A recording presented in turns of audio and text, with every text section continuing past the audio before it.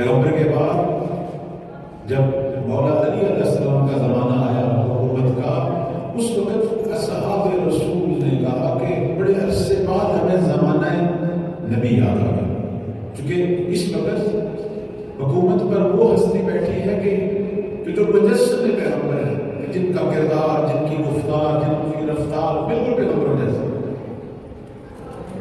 امیر کائنات جو ہیں انہوں نے اپنی سیرت کے اندر جلوہ محمدی دکھائے سب، اس لیے سب کو جو ہے وہ رسالت پاک صلی اللہ علیہ وسلم کا زمانہ جو ہے وہ یاد آ گیا۔ یا جب ہم کہتے ہیں کہ امام زمان علیہ السلام کی حکومت قائم ہو گئی، آ چکے شب چار شبہ بھی ہے، بدھ کی رات ہے، تو وہ اسی لیے وہ حکومت دنیا کی محبوب ترین حکومت ہوگی اور پوری دنیا اس سے راضی ہوگی، کیونکہ اس حکومت کا جو سربراہ ہے وہ اسی طرح حکومت کرے گا جس طرح سرکار رسالت پاک حکومت کرتے تھے۔ اور یہ میں خود نہیں کہہ رہا ہوں، کہ حدیث میں ہے، خود امام مہدی علیہ السلام سے جب پوچھا گیا کہ آپ بعنوان حاکم الہی جب پوری دنیا پر حکومت کریں گے تو کن کی سیرت پہ چلیں گے؟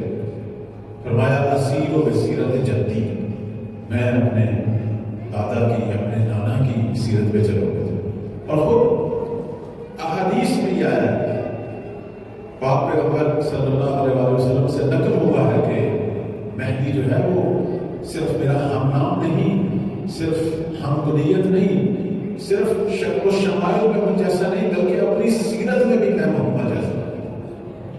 تو ہمارے تمام آئمہ کی عظمت یہی ہے کہ وہ سیرت میں خوشبو دیتے تھے پیغمبر کو، اور اسی کی لائی ہوئی شریعت کے محافظ تھے، اسی کو انحراف سے بچاتے تھے، انہی کے لائے ہوئے دین کی تشریح اور تفسیر کرتے تھے، اور انہی کا کردار ان کے اندر سے نمایاں ہوتا تھا۔ تو اسی لیے ان کے عاشق ہوتے تھے، کیونکہ وہاں سب کچھ جو ہے وہ پیغمبر جیسا نظر آتا تھا۔ اور امت کے لیے بھی یہی ہے کہ امت جو ہے وہ بھی اپنے اندر کردار محمدی پیدا کرے، وہ بھی رفتار میں پیغمبر جیسی ہو۔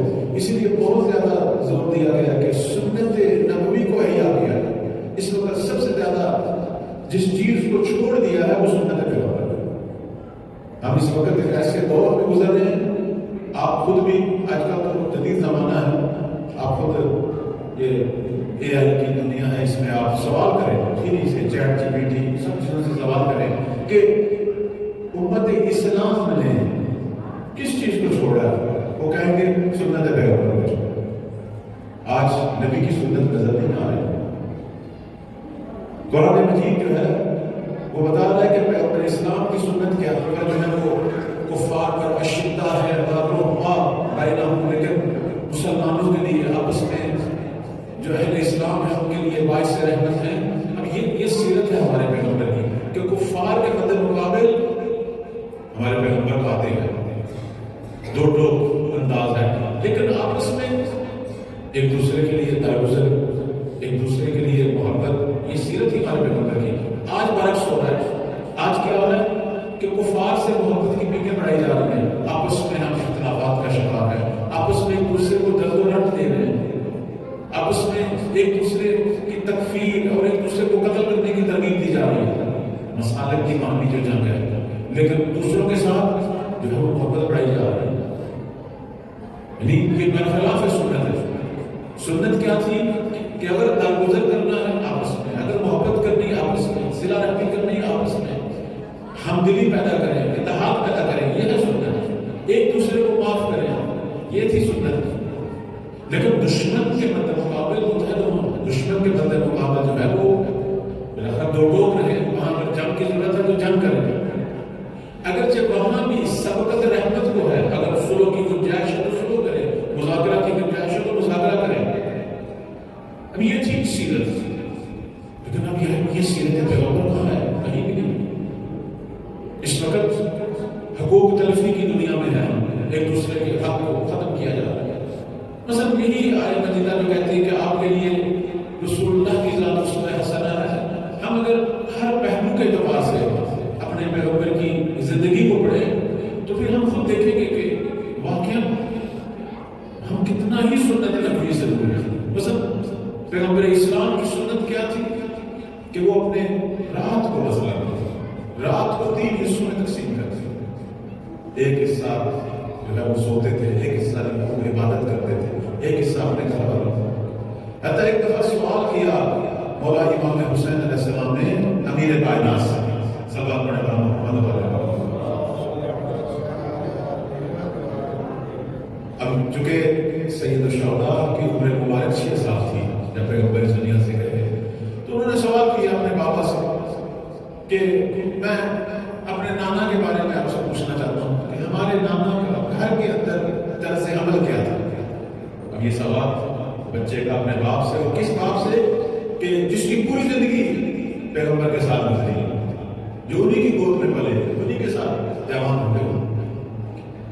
تو امیر کائنات کا یہ جملہ ہے بحر الانوار میں بھی اور شیخ صدوق العیون میں یہ حدیث بیان فرمائی کہ مولا نے فرمایا کہ گھر کے اندر جو طرز عمل تھا وہ اپنے گھر کے اندر اپنے جو امور تھے اس کو 3 حصوں میں تقسیم کیے ہوئے.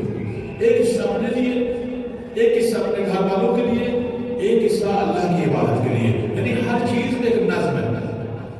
اور یہاں تک امیر کائنات فرماتے ہیں، کہتے ہیں کہ اگر کوئی شخص اس نظم کو خراب کرتا، مثلا کوئی مہمان آ جاتا، کوئی دروازے پہ ملنے کے لیے آ جاتا، تو اب اس 3 حصے میں سے کون سے حصے سے استفادہ کرتے ہیں؟ کہتے ہیں وہ حصہ جو اپنے لیے رکھا ہوگا. مثلا اپنے لیے کون سا حصہ رکھا تھا گھر میں کہ میں نے سونا ہے، میں نے نہانا ہے، میں نے اپنی صفائی کرنی ہے، میں نے دانت صاف کرنے ہیں، مثلا میں نے اپنے ناخن کاٹنے ہیں، اپنے شخصی امور.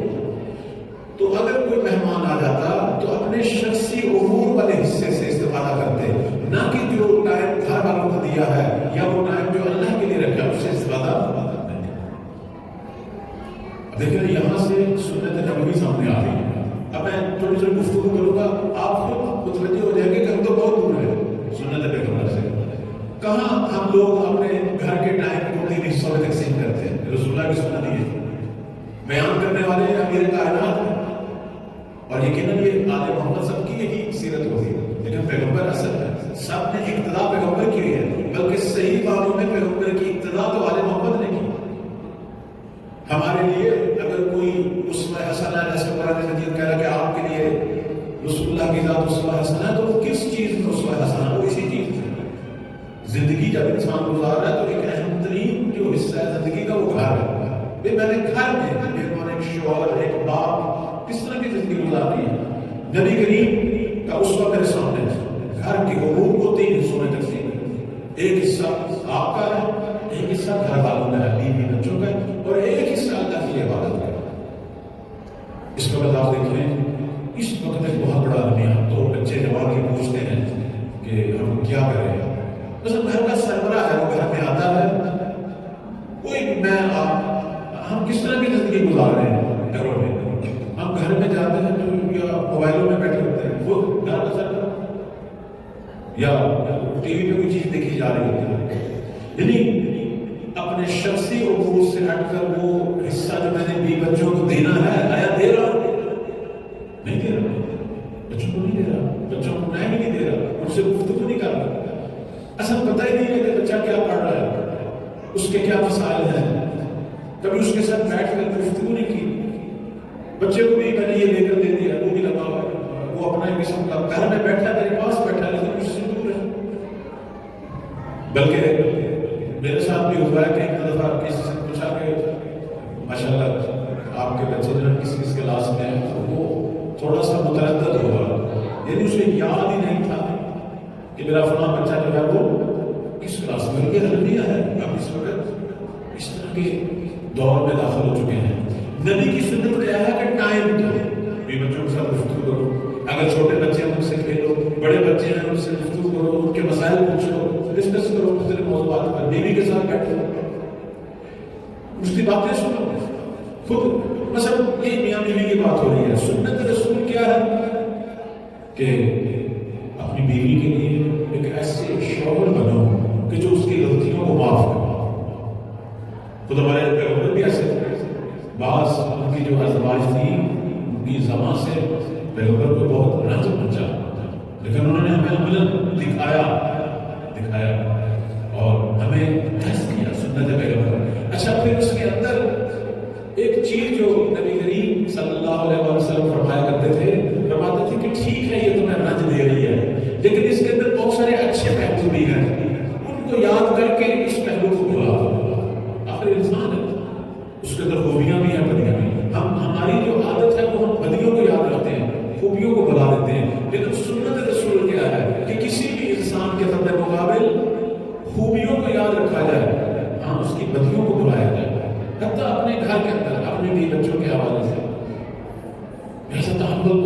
بخشش کرو، چھوٹی چھوٹی باتوں پر طلاق کے فیصلے نہ ہو، چھوٹی چھوٹی باتوں پر جدائیاں نہ ہوں۔ اس وقت ہم ایک عجیب دور سے گزر رہے ہیں کہ جہاں تحمل کم ہو گیا ہے، حالانکہ سنت پیغمبر ہے کہ تحمل بڑھایا جائے اور ایک دوسرے کو معاف کیا جائے، ایک دوسرے کو معاف کیا جائے۔ سنت پیغمبر کیا ہے؟ آپ کے عزیز و اقارب جنہوں نے آپ کے ساتھ برائی کی انہیں معاف کریں، اگر وہ مشکلات کا شکار ہیں ان کی مدد کریں، صلہ رحمی کریں، یہ چیز سنت ہے۔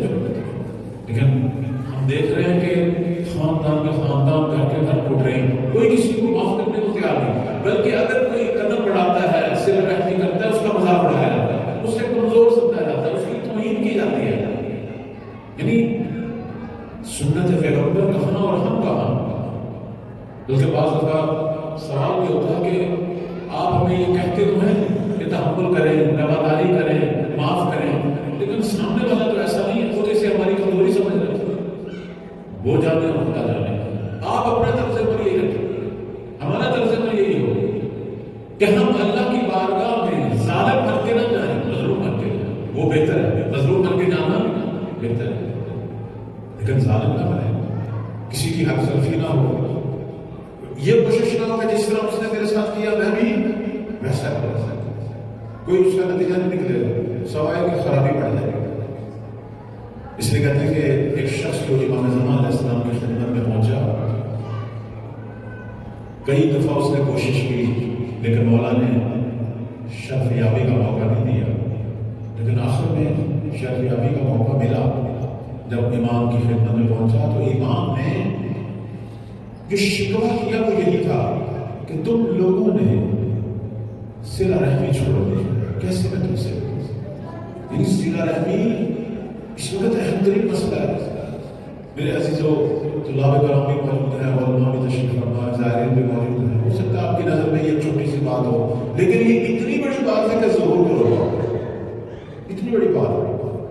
میں نے خود جو کچھ مطالعہ کیا ہے، آپ کے لیے ہو سکتا ہے یہ سادی سی بات ہو، امام مہدی علیہ السلام کے ظہور کو کس چیز نے روکا ہوا ہے؟ آیا یہ طاقتور ممالک نے روکا ہوا ہے؟ نہیں۔ عصر نبوت میں جب پیغمبر نے اپنی حکومت جزیرۃ العرب میں قائم کی، اس وقت بھی طاقتور ممالک موجود تھے یا نہیں تھے؟ طاقتور افواج موجود تھی، لیکن ہمارے پیغمبر نے اپنی مملکت کو بڑھایا ہے۔ 10 سال کے اندر وہ نبی جو ہجرت کے وقت 13 سالہ زحمت کا ثمرہ چند 100 مسلمان تھے، 10 سال کے بعد 1,20,000 مسلمان، اور پورا عرب پیغمبر کے کنٹرول میں تھا۔ بلکہ تعجب کریں گے آپ کہ جنگ احد میں شکست ہوئی، جنگ احد میں مسلمانوں کی تعداد 700 تھی، کفار کی 3,000 تھی۔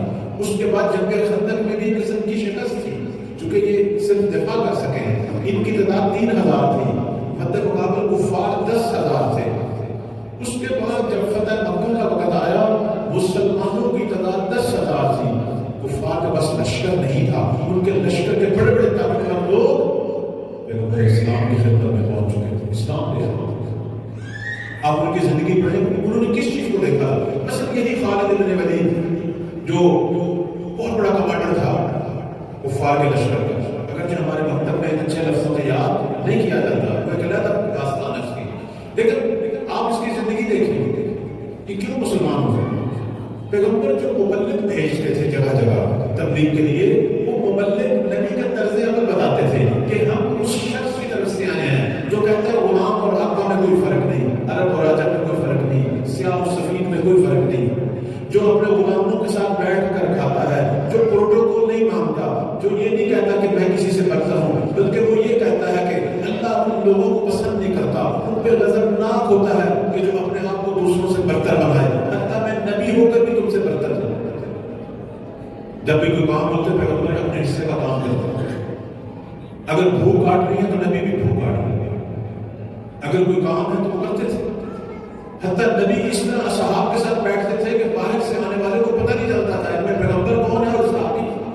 اب جب یہ سیرت دیکھی تو بڑے بڑے لوگ، بڑے بڑے کافر، بڑے بڑے ظالم، آخر وہ کیوں مسلمان ہوئے؟ انہیں نبی کی تلوار نے مسلمان نہیں کیا، ہمارے پیغمبر کی کوئی ثروت نے نہیں، یہی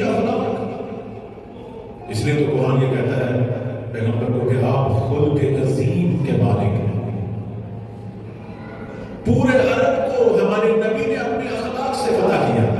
یقین مانیے پورے عرب کو 10 سال ہمارے نبی کی حکومت قائم رہی ہے مدینہ میں. مدینہ مرکز. اب ہمارے اہل سنت بھائی حکومت مدینہ کو اپنے لیے ایک معیار بنا دیتے ہیں. حکومت مدینہ بڑی اہم ان کے لیے.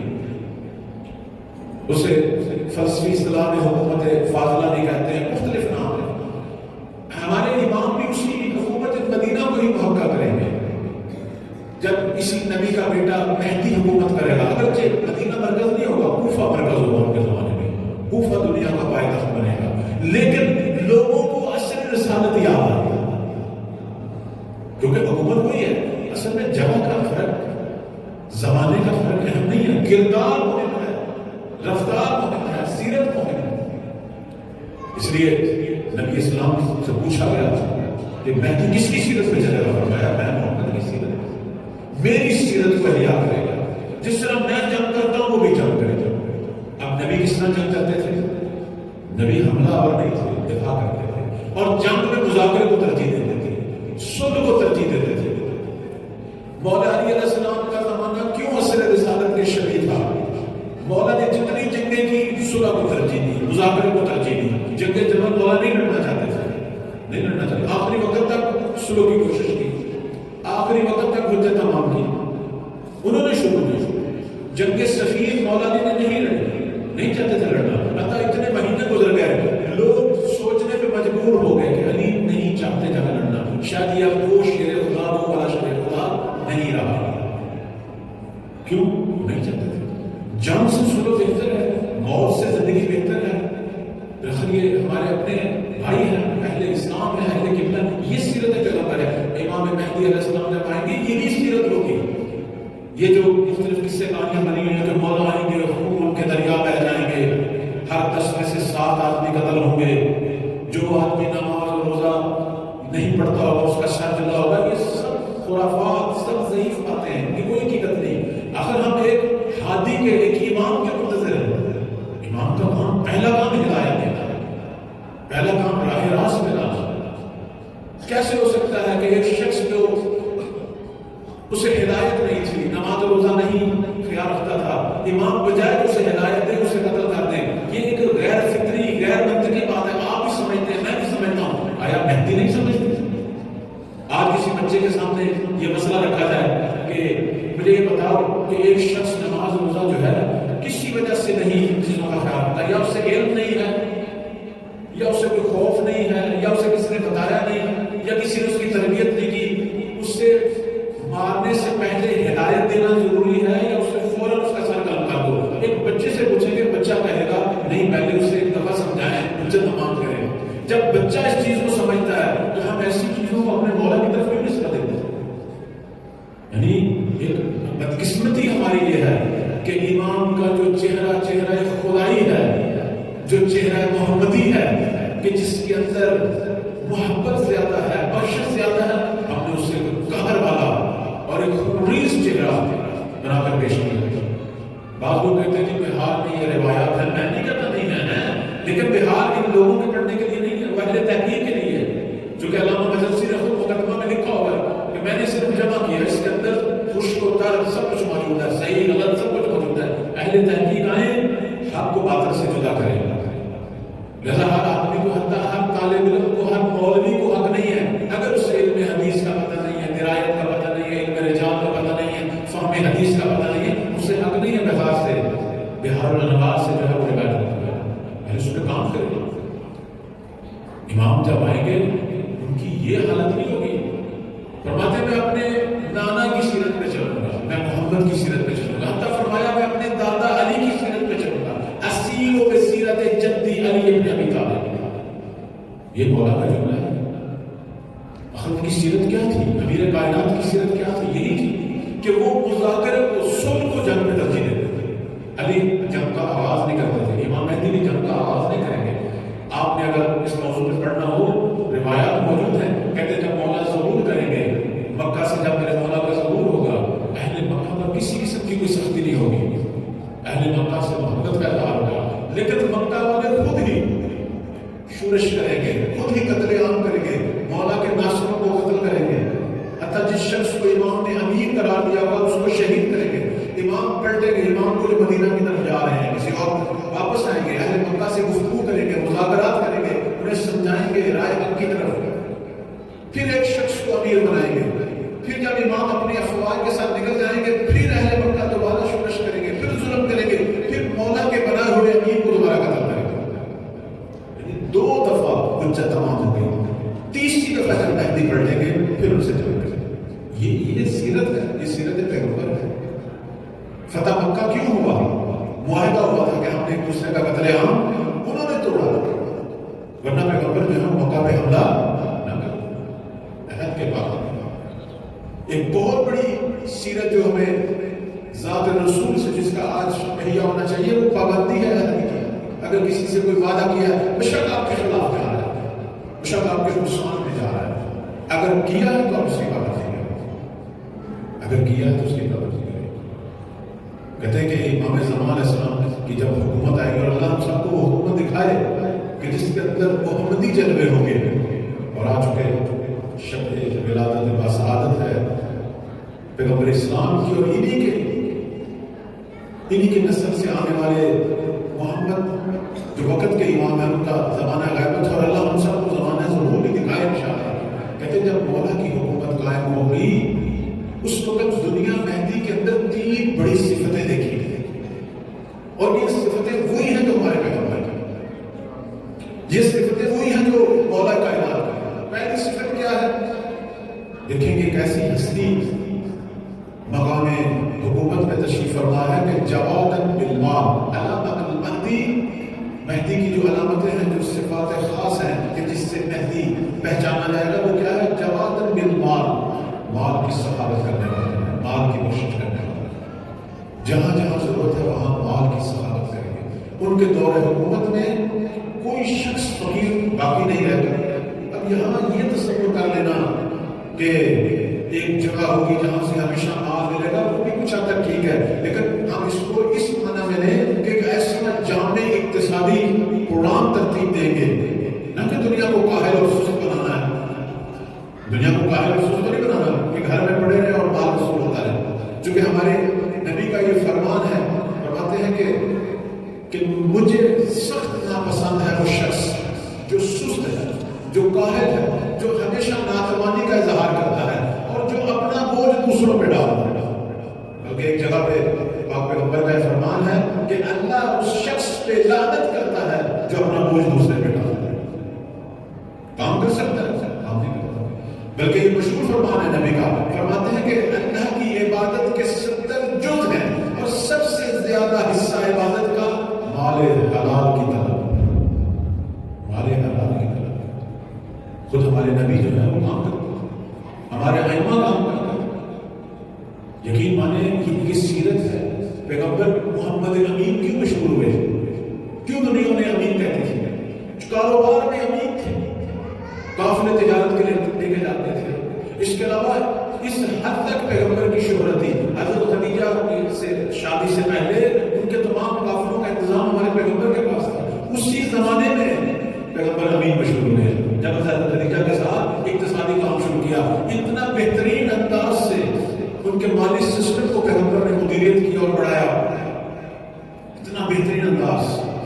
کہتے ہیں عرب کے لوگوں کا اتنا اعتماد تھا کہ اپنی امانتیں پیغمبر کو سپرد کی تھی. اگر جو دشمن تھے، مشرک تھے، ویسے نبی کی جان کے دشمن تھے، لیکن پورے عرب میں محمد سے بڑھ کر کوئی امین بھی نظر نہیں آتا. میں ایک چھوٹا سا سوال کرتا ہوں. شب ہجرت امیر کائنات کو اپنے بستر پہ سلا کے کہا علی یہ امانتیں ہیں میرے سپرد، اور کہا یہ امانتیں لوگوں کی واپس کر کے پھر مدینہ کی طرف آنا. وہ امانتیں کن کی تھی؟ مشرکین کی تھی. یعنی وہی جو جان کے دشمن تھے وہ اپنی امانتوں کے لیے پیغمبر سے بڑھ کر کسی کو امین نہیں. یہ سیرت ہے اصل میں امت محمدی کی. یہی سیرت ہے کہ وہ امین ہو. میں آپ سے ایک چھوٹا سا سوال کروں گا، چھوٹا سا سوال. آ چکے شب میلاد ہے، مجھے یہ بتائیں اس وقت بہت بڑا المیہ ہم سب کا، ہم سب اس کے اندر سب کا سب سے بڑا المیہ یہ ہے کہ امین نہیں. اگر کسی نے کوئی بات کی ہے تو اس میں امین نہیں ہے. اگر کسی نے اپنا کوئی راز بتایا ہے اس میں امین نہیں ہے. اگر کسی نے کوئی مال دیا ہے اس میں امین نہیں ہے. اگر کسی کے ساتھ کوئی معاملہ کیا ہے اس نے امین نہیں ہے. کہتے ہیں ایک دفعہ ایک شخص امام جعفر صادق علیہ السلام کی خدمت میں پہنچا. صلوات پڑھا محمد. چونکہ شب میلاد صادقین بھی ہے اور چھٹے مولا کا بھی ذکر کرنا چاہتا ہوں کہ ایک شخص چھٹے مولا کی خدمت میں پہنچا اور کہنے لگا میں نے آپ کے فلاں جگہ پہ شیعہ دیکھے ہیں جو ماشاءاللہ جیسے آج کی زبان میں کہوں یہ میری تعبیر ہے جو بڑے عزادار ہیں.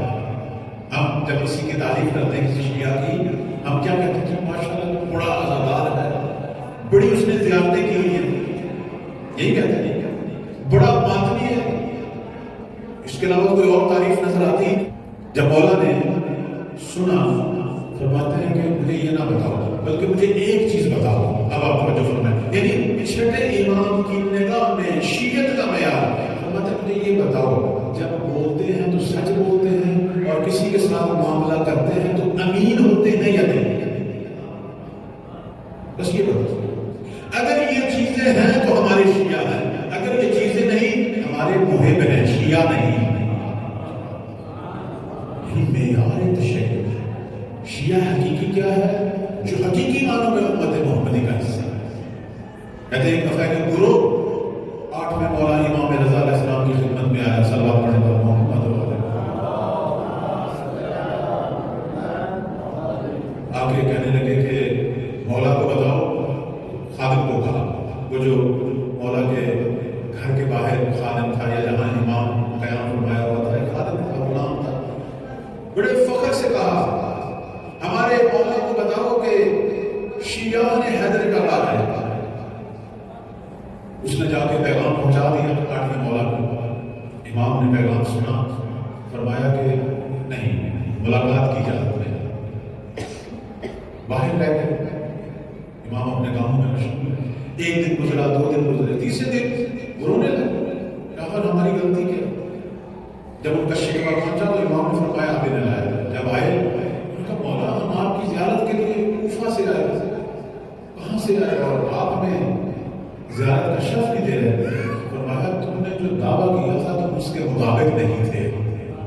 تم نے کہا ہم شیعان علی ہیں, لیکن میں تم میں سے کسی کو ابوذر جیسا نہیں دیکھ رہا. میں تم میں کوئی سلمان جیسا نہیں دیکھ رہا. میں تم میں کوئی مالک جیسا نہیں دیکھ رہا. تم ہمارے محب ہو, شیعہ نہیں. شیعہ بننا بہت مشکل. تو اس خدمت یہ ہے کہ شیعہ یعنی جو سنت رسول پہ عمل کرتا ہے, جو سنت امیر المومنین پہ عمل کرتا ہے. چونکہ یہ ساری ایک ہی چیزیں, ایک ہی لڑی ہے, ایک ہی تسلسل ہے, ایک ہی کردار ہے. اول سے آخر تک کردار محمدی ہے, چاہے پہلا ہو چاہے آخری ہو چاہے بس سارے کردار محمدی. تو اس طرح تھا کہ امام مہدی علیہ السلام کی جب حکومت قائم ہوگی تو پہلا کردار جو مولا کا پوری دنیا کو نظر آئے گا وہ اقتصادی انتظام, یعنی ایسا کوئی جامع اقتصادی انتظام ہوگا کہ دنیا کو قاہل نہیں ہونے دیں گے, سست نہیں ہوگی. دنیا کام کرے گی لیکن مولا فقر کو ختم کر دیں گے. اب لوگ کام کرتے ہیں لیکن فقر اور غربت ختم نہیں, چونکہ حکومتوں کے پاس نظام ناقص ہے. ان کے سارے نظام اپنے آپ کو امیر کرنے کے لیے, اپنے گروہوں کو, اپنی پارٹیوں کو, اپنے خاص لوگوں کو, عام لوگوں کے لیے کوئی پروگرام نہیں. عام لوگوں کو تو نچوڑ رہے ہیں, لیکن اس زمانے میں حکومت عام لوگوں کو دے رہی ہوگی. جواد بالمال یہاں ہے, یعنی ایسا اقتصادی پروگرام ہے کہ ہر آدمی بھرپور استفادہ کر رہا ہوگا مہدی کی حکومت سے, جس کے نتیجے میں غربت خود بخود ختم ہو گئی. اس کا مطلب یہ ہے.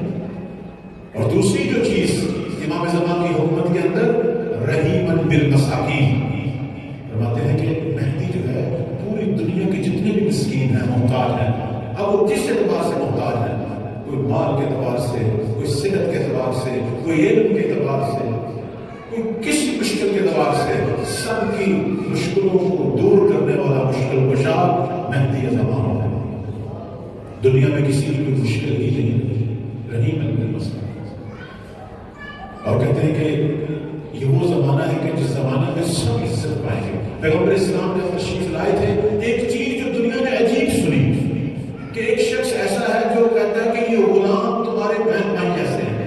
یقین مانیں تاریخ کے اندر پہلی ہستی جس نے کنیز اور غلاموں کو عام لوگوں کے لیے بہن بھائی قرار دیا وہ ہمارے پیغمبر تھے. فرمایا یہ بھی آدم و حوا کی اولاد ہے، یہ تمہارے بہن بھائی ہیں جو تم خود کھاتے ہو، انہیں کھلاؤ، ان کو ایسا کام نہ دو کہ ان کی طاقت سے باہر ہے، اور جب یہ کام کر رہے ہو تو تم بھی ساتھ شریک ہو جاؤ، ان کے ساتھ ہاتھ بٹاؤ، کام کرو۔ اور اس کے بعد فرمایا ان کو غلام اور کنیز نہ کہو، بلکہ زمانے میں ایک اصطلاح ہمارے پیغمبر نے ایجاد کی، اس میں اصطلاح میں فتح و فتات، غلام کو کہو جوان مرد، کنیز کو کہو جوان زن، اس کا فارسی میں ترجمہ یعنی احترام سے۔ اور فرمایا بدترین پیشہ نحاس ہے، غلام اور کنیزوں کو بیچنے والا، اور غلاموں کے ساتھ بیٹھ کر کھانے والا شخص تاریخ عرب میں پہلی ہستی کون تھے؟ ہمارے پیغمبر بولتے تھے یہاں جیسے یہ بھی آدم و حوا کی اولاد ہے، یہ کوئی مصیبت اس پہ آئی کہ یہ غلام بن گئے، خرید و فروخت میں آ گئے، اور میں اس خرید و فروخت کو پسند نہیں کرتا، اس لیے کہتے ہیں اسلام نے جو پالیسی اختیار کی اس میں اتنی حوصلہ شکنی کی خرید و فروخت کی کہ یہ بند ہو گئی۔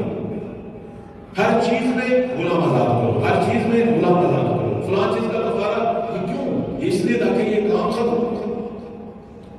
ہمارے چوتھے مولا، ایک جو ان کی سیرت تھی ہمارے چوتھے مولا کی، وہ یہ تھی کہ جہاں سے جتنا پیسہ ملتا غلام خریدتے تھے، ان کی تربیت کرتے تھے، ان کو علم دیتے تھے، ان کو اخلاق حسنہ سکھاتے تھے، پھر انہیں آزاد کرتے تھے، پھر انہیں اتنا مال دیتے تھے کہ وہ اپنی زندگی کو قائم کرے، اپنے پاؤں پہ کھڑے۔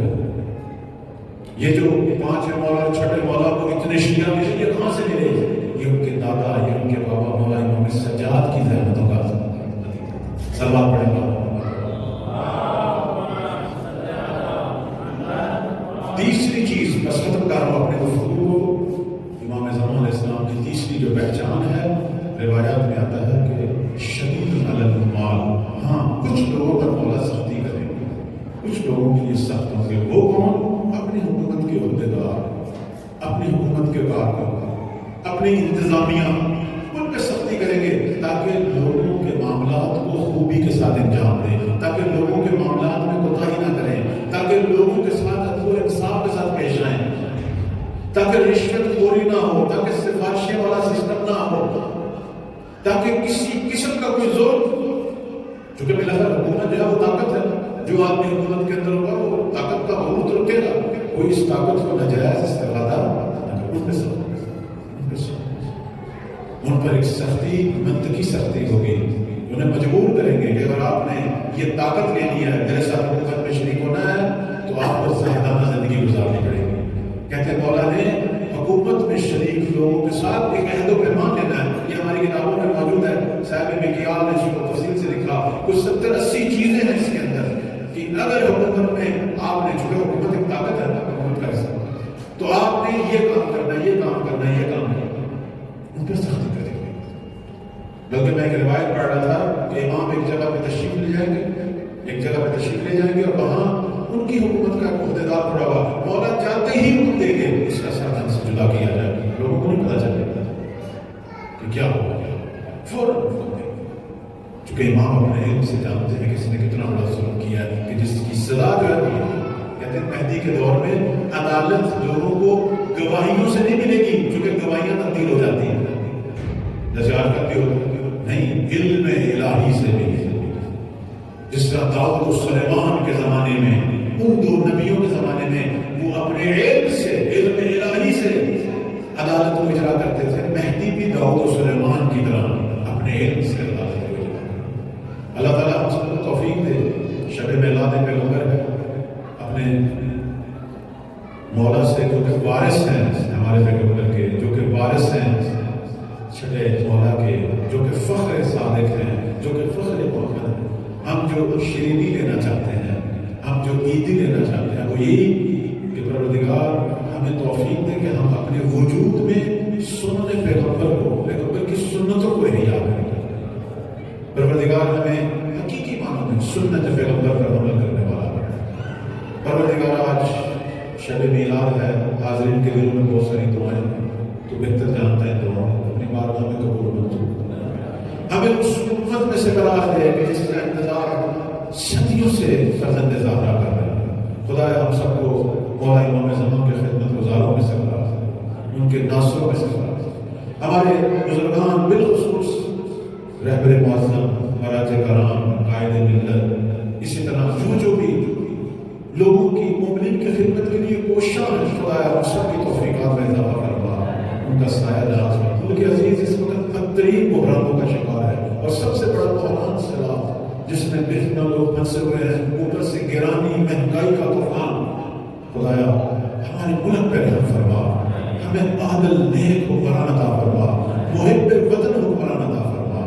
خدایا ہماری ملت کے اگر کوئی گناہ ہے تو معاف فرما، یہ جو رحمت زحمت بن گئی ہے پروردگار اسے دوبارہ رحمت میں تبدیل فرما، اور اس سیلاب میں جو نقصان ہوا ہے لوگوں کا، جو دنیا سے چلے گئے پروردگار، ان سب کو محمد والے محمد کے ساتھ محشور فرما، ان کی مغفرت فرما، جو بچ گئے ہیں خدایا تو ان کی مدد فرما، ان کو استقامت عطا فرما، اچھے لوگ پیدا کر جو ان کی مدد کریں پروردگار۔ گھر کے محمد والے محمد فلسطینی مسلمانوں پہ رحم فرما، دشمنان فلسطین کو نابود فرما، خدایا اس ظالم اسرائیل کو اور جو اس کے ہم نوا ہیں، چاہے وہ مسلم ہے یا مسلم، سب کو عزت ہونا پروردگارہ۔ مسیحا مظلوموں کا مسیحا امام مہدی کے ظہور میں تعلق ہے، اور جو اصلاح میں مولا کے ہم نوا ہیں خدایا ان کی توفیقات میں اضافہ فرما۔ حاضرین کی جتنی دعائیں ہیں اپنی بارگاہ میں قبول فرما پروردگارہ، بحق محمد والے حاضرین کے مرحومین کے درجات بلند فرما، اور جو اسی شعبہ زائرین کے تحت جتنے لوگ یہاں وفات پائی اور اس شعبے کی زحمت سے دفن ہوئے خدایا سب کی قبروں کو پرنور فرما،